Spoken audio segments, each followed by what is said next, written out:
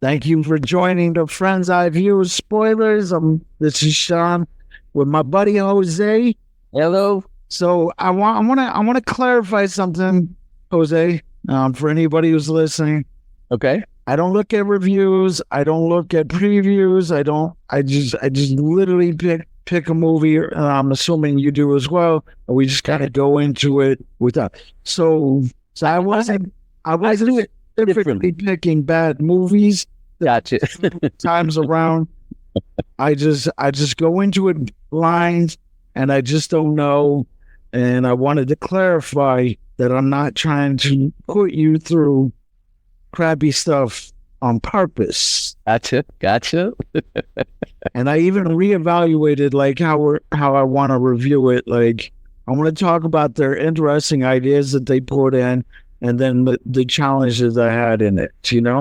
Gotcha. Okay. So we did the movie Atlas 2024.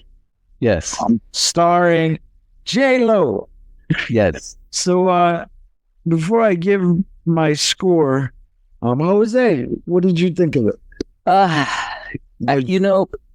For me, it was entertaining, and then all of a sudden, I kind of didn't like some of the dialogue that was in the movie. And now, Jennifer Lopez is Puerto Rican, I'm Puerto Rican, so I kind of have to support my people, which, but at the same time, I have to give it my honest feedback and my honest opinion. And I would say 95 to 98% of the things that Jennifer Lopez has done, all of the projects that she has done, I've liked. This one was, for me, at best, mediocre. Yeah, so my rating on this one would have to be I would say a 4. I'm definitely going to go with you on the 4 here. I definitely understand the dialogue thing, because I'm going to be honest, like some of that dialogue was good, but yes, definitely. But a lot of it was crap. And as you know, we're both getting into writing screenplays and different things. Yes. Dialogue is, to me, if not a tad bit more important than other things, Sure. Because you're not really in a screenplay, you're not really describing exactly what the setting looks like. You are talking about emotions to a point, but you're doing it in a show not tell kind of way. Sure. Okay. But dialogue is something that we are hearing while seeing, Yes. So we see you doing something, and all of us have been in conversations where we didn't really like what was being said. It was a boring conversation. Yeah. Well, in real life, you can change the conversation. Of course. Yeah. In the movie world, you can't change that conversation. That conversation is happening. It is on print or in print. So yeah, I gave it a 4. J-Lo, I'm tossed because I know she has some acting chops. Yes. I know she did the Enough movie, which was pretty decent. I don't remember it. I don't know what I would score it. I just remember bits and pieces, but I remember it being decent. Oh, I remember it. It was a really great movie. But here, I don't know if it was just because the script, for me, when I'm listening to the script and whenever I give any kind of feedback, I'm doing it entirely on the basis of my experience. Sure. Especially with the industry, as somebody who was getting into screenwriting. This script, for me, would have been a first draft script, when you're trying to come up with the idea of what is going to be happening in this movie. Okay. Kind of coming toward getting closer to where the plot is. Okay. Because, when you do your first draft is trying to get something on paper and to get some idea of where you want to go. Then you kind of go over it. I have analysts who go over mine. Yeah. So, this part of the plot doesn't make sense. Yeah. This dialogue doesn't work. Different things, so that I know where I need to strengthen different parts of the story. Sure. Until it finally gets to a point to where I'm like, this could be an 8. This could be an 8 on a movie. Like, this could easily be an 8. Sure. Okay. I don't feel that, like I said, this felt very first draft for me. Okay. You had the inciting event, which was confusing as hell to me. Act 1 was confusing. Okay. She was talking about how dangerous Harlan was. Yes. Been looking for him for 20 years. Yes. Catches the head of that one android. Yes. Gets his location within 2 seconds. And it's like, why couldn't you have done that in the last 20 years? Yeah, I guess. Okay. Is your military that inept? Because it doesn't seem inept, because you have space travel, and not just like NASA space travel. Yes. But you just get in a ship, and you're at some planet that's, I don't know how far away, in a matter of just minutes.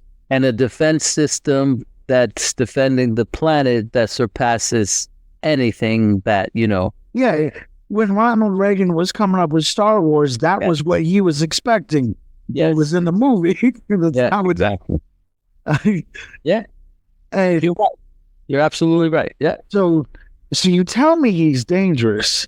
Okay, well, you don't really kind of indicate why he's dangerous until much later in the movie, almost Act 3, do we start to get any real indication that he wants to kill humans. He wants to start over and jumpstart the species and kind of be their leader, Yeah. Yep. Then you had the inciting event where she's like going to that planet to stop Harlan. Another issue that I had was the lack of a range of emotions. Now, movies are emotions. They're about inflicting emotions. So typically speaking, you want there to be a duality in emotion. So for instance, if a scene starts off happy, by the end of that scene, they should be at least, at minimum, less happy than when they started that scene. If they're furious and rage, by the time they in that scene, they should be at minimum, at least not as angry. Okay. Her emotions in this made me actually almost feel sorry for Ben Affleck. Oh, wow. Ben Affleck. I've met Ben Affleck. You know that? I actually have a picture of me and Ben Affleck. Oh, wow. Okay. Nice. He gave off douchebag energy back in the early 2000s. Oh, man. He may be much better now. I don't know him personally. I have, in fact, met him. I have, in fact, taken a picture with him. But that first half of the, actually 80% of the emotion in that movie with her made me feel sorry for Ben Affleck and actually understand those pictures that he has where he has like, you see those pictures where he's with J-Lo, but he has that picture of like, can somebody shoot me now? Yeah. His face expression is like, somebody shoot me. And I'm like, now I understand, because for the first 80% of this movie, her emotions is whiny, crying, complaining.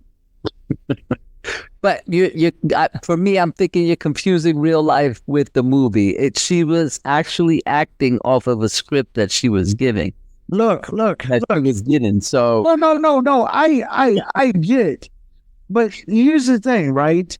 Actors, when they are playing a part, even though they have the emotion that they're supposed to be portraying, their duty is to portray that emotion in the most effective and most powerful way. Okay. You know what I'm saying? Yeah.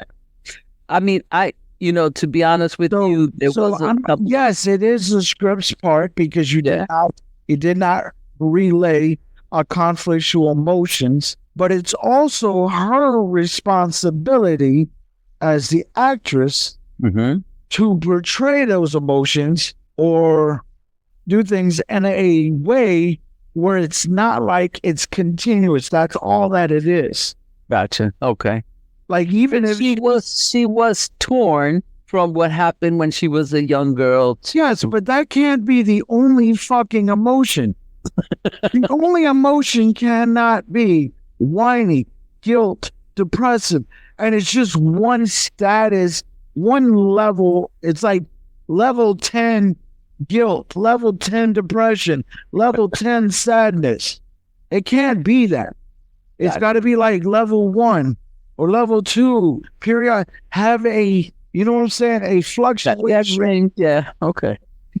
There was none of that at all. Well, there was funny that you had mentioned, that you felt sorry for Ben Affleck because that's a joke because after her whining for 80% of the movie, I wanted to put a gun in my mouth too. Well, the thing is, though, it actually, as the movie progressed, and she says that she doesn't trust humans, that she doesn't trust anybody. She's more of a loner kind of a person. It kind of was like, oh, well, maybe art is imitating life, or life was imitating art. Yeah, but that, like I said, that change of emotions was not from scene to scene. Yeah. A change of emotion was damn near 60% of the movie being done. Gotcha. You know what I'm saying? Sure. Like, what I'm saying is I'm not saying she can't act. I'm saying she did a horrible job of displaying. Okay, like I said, I'm not saying the script didn't have subpar emotional cues. Okay. I'm not saying that. What I am saying is that between that and then her duty as a actress is to portray those emotions in a way that they don't annoy the fuck out of us, and we can still watch the movie. We want the conflict. We want the array of emotions so that it feels natural to us. Gotcha. The reason why I don't want 80% is because that's unnatural to me and it's annoying. Now, we can get behind guilt. We can get behind guilt. We can get behind devastating guilt. We can get behind crying and like real death and real pain. Sure. If it is done in a way that makes fucking sense to us. Okay. Is what I'm getting at. I got you. No, I did. Because there was times that, as the movie progressed, that I was lost, and I sat there, was like, this is probably not necessary in this scene. So yeah, I can understand where you're going, and that's why we gave the movie a 4, because of course, we're talking about the interesting ideas, the challenges, everything, and then you had the inciting event or the midpoint. Sure. Where the midpoint for any movie is supposed to be as of this point. Okay. What is the worst thing that can happen to this person? And usually it's something grandeur, Yeah. Okay. Somebody dies, somebody gets, their wife leaves them, usually something very, and this one, the midpoint was she adds that Bluetooth device to her fucking head. Yeah. And the midpoint is kind of the point to where the character, the protagonist, realizes the old life that they have is over. It's over. Okay. And this new life is what we have. And I just didn't feel that was if you want to go with the Bluetooth thing, I kind of understand that. She's kind of hesitant with AI, blah, blah, blah, because of, well, we find out later, Yeah. But she puts it on there and she doesn't even fully commit to the Bluetooth device. Yeah. Because she goes to sync up with it 100%. That's how you fully commit to this new life. You didn't even fully commit. You were She still had her trust issues. Yes, you're right. like 10, like 10% for like 30 minutes. And then it was like 50% downloaded for like 10 minutes. And it was, you know what I'm saying? Like, it was just, Well, the thing for me with that made no sense with that is because even though she didn't trust AI, she was the cause of it to begin with. no, So I could understand if there was a conflict of AI, like the AI gives a lot of ways to have conflict. sure. It just, that particular conflict did not, because after you see like the whole little like, and I still don't understand the fucking scene, but if you try to kind of think about it in kind of a weird way, like when she was a child and she put the Bluetooth thing on her head, somehow this 7-year-old innocent person is relaying the most fucked up images, like nuclear explosions. Yeah. You saw the images. They were like Yeah. 80s little, like 1980s little montage of like all the bad shit that's ever happened. Happened, of course. Yeah. It's like, why would that be in a 7-year-old kid's head? Why? And why is she transmitting it to him? And then from that point, you now understand. Like I said, it don't make sense, but you kind of understand now why the antagonist is so bent on calling Earth so he can try to change humanity into something better. Well, I mean, it was for me. I saw that it was set in the not so distant future. So I kind of, at 7 years of age, she may have seen all that happen. How many 7-year-olds see nuclear explosions, Nazi concentration camps? Well, I mean, that's a part of history. So maybe it was taught to her. Maybe. I mean, she didn't see it firsthand, of course. No, what I'm saying, like, no, let's be realistic about it. Since I do it, like, we talked about this before. Movies are about realism. Sure. Okay? That means good movies are about realism. How close to reality can I make this? Okay. Yes, this kid probably took history, whatever. Okay.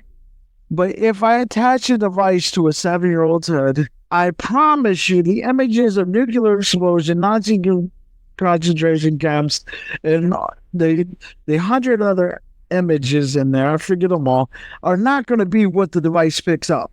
They might pick up like Barbies, cookies, I don't want to go to sleep, Mom is being a dick because she makes me go to bed early. I mean? There's a plethora of things that you can kind of expect that you're going to draw from a 7-year-old's head. Sure. That's what I'm saying. Like, I got you.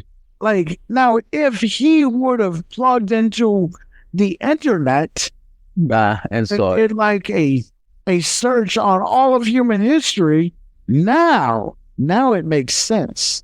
Gotcha. Now I can be like, okay, now he learned about all the bad stuff we did to each other for all civilizations. Now it kind of it makes sense of where he could come up with this conclusion that maybe we should do something different. Yeah, that you say you kind of are like my wife when she watches movies as well. Me, I always, no matter the realistic portion of it or how close to realism it can be, I always look at movies as entertainment. Am I entertained? Yes or no? It's the ultimate one for me. No, of course, yeah, movies are entertaining, but I'm saying, how much stronger this story would have been had they tried to make it even remotely, because it's a fiction story. There's only two types of movies. Gotcha. There is a documentary or fiction. That's it. That's all there is. What? So if you're not doing a documentary, you're doing a fiction. That means your fiction must be entertaining. Yeah. And entertaining becomes better the more realistic it is. You see this even in video games. where like new video games are much more entertaining. Yeah. Than our two-dimensional Madden from the 90s. Yeah. Remember, it wasn't realistic, Yeah. but you got like virtual reality and different things, and the new Xbox, new PlayStation, where the people actually look realistic, and you are inside the game. Yeah. And that increases the level of entertainment. But they did have some interesting ideas. Not trusting AI. I think we should definitely be accepting of AI. But I think it causes that not trusting AI causes a conflict that is a real conflict that people have. Sure. But then again, most of us don't even trust each other. Yeah. So imagine them trusting an AI. Well, doesn't that go hand in hand? Man is the one who creates AI.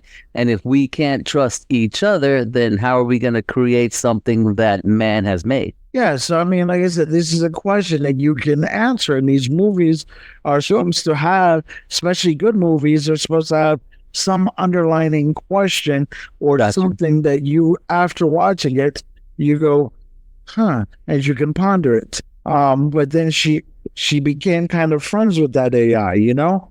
Yeah. The one that was in her mech, you know? Yep.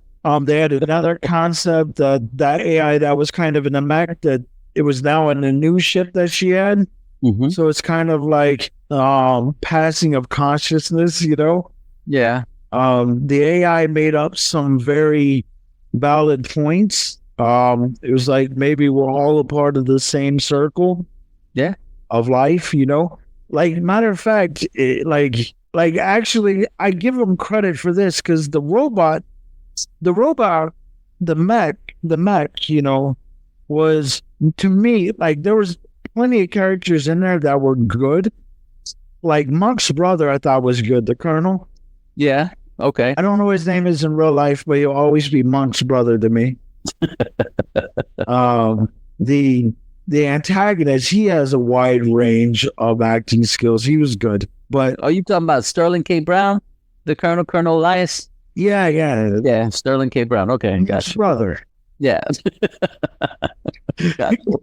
And then, you know, you had the Chinese kid, Simu Liu. Yeah. Yeah, he's been brilliant in everything I've seen him in, but I've seen him in like regular stuff and then kind of seen him in some action stuff. So it's kind of good seeing that both of those two characters have a very good range of acting, which but my favorite character was the mech. The mech actually made up a valid point where she goes, well, all you are is coding, is what she says to the AI. And AI's response was, but so are you. Your DNA is your coding, which is the truth. It is the coding for us. And absolutely. So it made like there were a couple of parts in there. It was actually kind of like really good dialogue. Like where it's like to make you really think, be like, we are not really that far different from each other if you really want to think about it. We both operate on code. We're both considered computers. Our bodies and minds are considered computers, even though they may we have a higher self or soul, whatever. Yeah. They made a point to where you can't really test that either. And it's like, true, you can't. We assume that that's what our consciousness is. Mm-hmm. And this AI is conscious. All of these AIs are extremely conscious. So it's like, how do you know if they don't have a soul? And you can't. So, I mean, there was a lot of different stuff like that was really, like I said, really, I thought really good. Like almost like somebody else put it in there. Yeah. Or they really thought about that dialogue, because I know dialogue is a tricky thing, because I'll spend a lot of time on just the scene's dialogue. Yeah. Looking for ways to say things better, more effective, to evoke more emotions, to, you know, and so I commend them taking those extra, however long it took. One of the challenges I hated about it, Okay. and you see this, and when you start writing, you're going to do this too. You see this in movies. It's effective where you have a time. Okay. Like in Fatal Choices, the time isn't specific, Mm-hmm. but the condition is extreme enough to where you know it's not a lot. Gotcha. Okay. There was a point where like J-Lo was inside The art thing. inside the building, the base, whatever. Okay. Okay. And it's like you have 5 minutes of oxygen left. Okay. Okay. Okay, so 5 minutes, like all of this stuff, like the first part is you have several hours of battery left. Okay, Mhm. and I can get behind that. Okay, so it's like Okay. we have 13 hours or whatever to complete whatever we need to. Sure. But now you're inside here going, I've got 5 minutes left of oxygen. Okay. Now 5 minutes left of oxygen means I'm going to die Okay. unless I get oxygen in 5 minutes. Sure. That's what it would seem to me as well. Okay. How is she getting the oxygen? She's not wearing any mask. Okay. Gotcha. She's on the same planet that apparently has a very low expected life expectancy for humans. Okay. He said like 13% survival rate. But she did have that device around her neck, and I think that's what it was. So how it works, I don't know. It's futuristic. What I'm saying is like, how is a necklace going to get me air? I don't know. I mean, A mask, a helmet. well, I mean, if even the what's the device for the that they put on their ear? It actually had those pins that actually attached to your head. So perhaps that mask did the same around her neck. It embedded itself in, maybe it went straight to her throat. You never know. That's future. It should be futuristic equipped. So I don't know. Okay. Okay, I can see it if you're doing that. Like I said, it didn't really make sense to me. And then she continues for the next 30 minutes. Then he's like, I can give you a mask. He actually says, I can give you a mask. Mm-hmm. They will give you 11 additional minutes of air. Gotcha. Still, no mask. There was no mask given at all. Sure. So from that 11 minutes, she goes into like a 30-minute escapades that leads into a fight. Gotcha. One of my most favorite parts, what it made me go, are you fucking serious? Like the part that made me do that, like really, was she's inside the mech and she's fighting. Okay. She goes into cardiac arrest. Her heart. Okay. Yeah. Okay. She flatlines. Okay. Now flatline is good. Matter of fact, 2 of my scripts have flatlines in it. Okay. But people after flatlining usually indicates that body or that person has endured something strenuous, Okay. Now you can argue that her being bumped around and different things, she had a broken leg. You could argue that maybe somewhere inside all this jumping around and crashing around, she might have gone through that level of pain or that was needed for it. Okay. But as soon as he revives her using the defibrillator. Okay, gotcha. She just gets up, starts jumping around and fighting and running and dodging and all these different things. It's like you just got revived.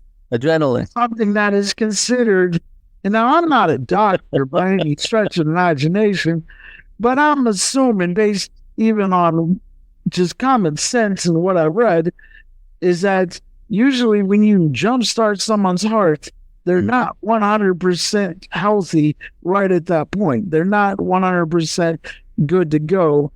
And she still has a broken in half leg. Not even just not even like sprung, not even like that. That shit is broken.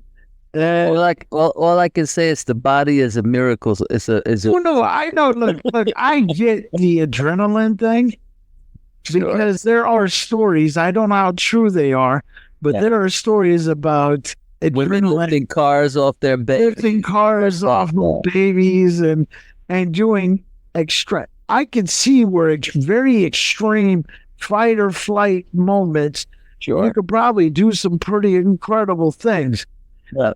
But you're still not going to do it after you just went on cardiac arrest, and because you weren't on fight or flight a moment at this point. You already were in this heated battle. That's showing fight or flight anyway, and then you broke your leg. Does the fight or flight allow you to run and jump on a leg that's broken in half? Yep. It'll make you work through some pain, like futuristic medicine, sir. Look, you can't just say because it's futuristic medication.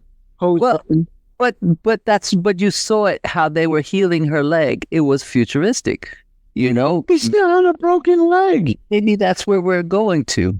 I don't know. Where instant non-break. Well, not that, but you know, maybe she was on medication as well for the pain and for the break itself. It's a broken fucking leg. It's entertainment, sir. No, and in the future, you never know if that's where our medicinal purposes are leading us. Look, you can't just do completely crazy and ridiculous crap and just be like, "Oh, it's the future." You know. I said that one time when I watched the first Mission Impossible movie. Remember the zip drives? We were not using zip drives at that time. And then a few months later, then the zip drives came out. Are you really comparing? I'm just playing devil's advocate, sir. No. Let's really do this. No, I understand the whole technology thing. Yes. Sure. I mean, the fact that she basically flew to some planet in another galaxy in a matter of 5 minutes, you know. Okay. Look, the fact that she's even on another planet, okay? Yeah. There's plenty in here that you can chuck up to futuristic, okay? Sure. But the fact that you're going to compare a completely broken in half, because you saw the little... you saw the x-ray. That bone, that's a big bone in your leg, was broken in half, okay? Sure. Okay. And she went into cardiac arrest, and they used defibrillator paddles to bring her alive. Okay. Affected. From that, you're going to compare her being able to be fighting at 100%, jumping around, rolling, and you're going to compare that to zip drives. I'm just saying it could be possible in the future. So with that, you can take it and say, okay, maybe in the future, medicine will be this advanced. Oh no, I hope that it is advanced enough to where I can instantly heal from a broken leg within 5 seconds and kick somebody's ass. Okay. Sure.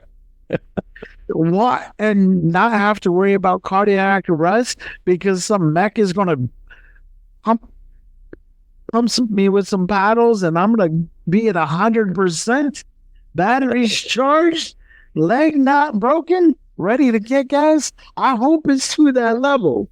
I'm just saying, for me, it was. I know it wasn't realistic for you. I got it. Like if she at least struggled a little bit. Sure. Like she was limping. After she jumps through like a fucking samurai, like an Amazonian woman.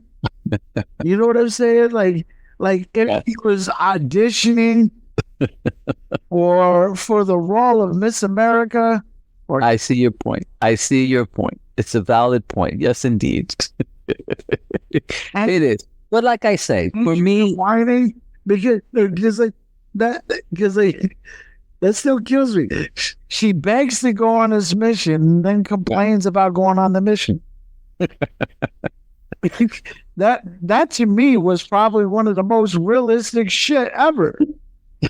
Because I've definitely had some female friends and exes and different things in my life who would beg to go on something and then complain that they're on it. but I see your point. And that's the reason why we marked the movie down. Well, for me, that's why I marked it down. Because overall, was I entertained? I would say about 40-50% of the time I was entertained. But the other 50%, 60%, I was not. So, but yeah, that's why we talk about these things for both of us to express our opinions and different things. But yeah, definitely a 4. I would definitely change the channel if it was on. And would not watch it again. Yes, my sentiments exactly. How about next week? Yeah, so next week, you gave us the movie that we're going to be watching next week. What was it? The Boys in the Boat, directed by George Clooney, 2023. Yeah, we can definitely watch that. All right.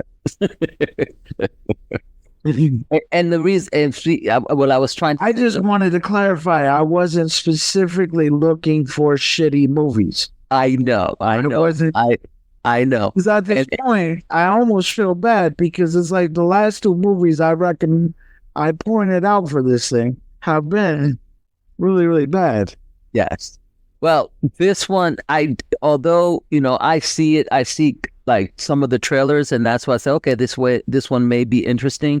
So I did see the trailer for The Boys in the Boat. So that's the reason why I picked it. I said, let's see it. I know there was it was in the movies, it was in the movie theaters, and I know that there were some feedback about it, but I didn't really research the feedback. So I just saw the trailer and thought it would be something that we would both like. So fair enough. Yeah, I wild west it. I don't look at trailers, I don't look at reviews. I don't even really read what it's about. I just sounds like a plan. All right, buddy. Until next week. Yes, sir. Have a good week. We will talk soon. All right. Bye.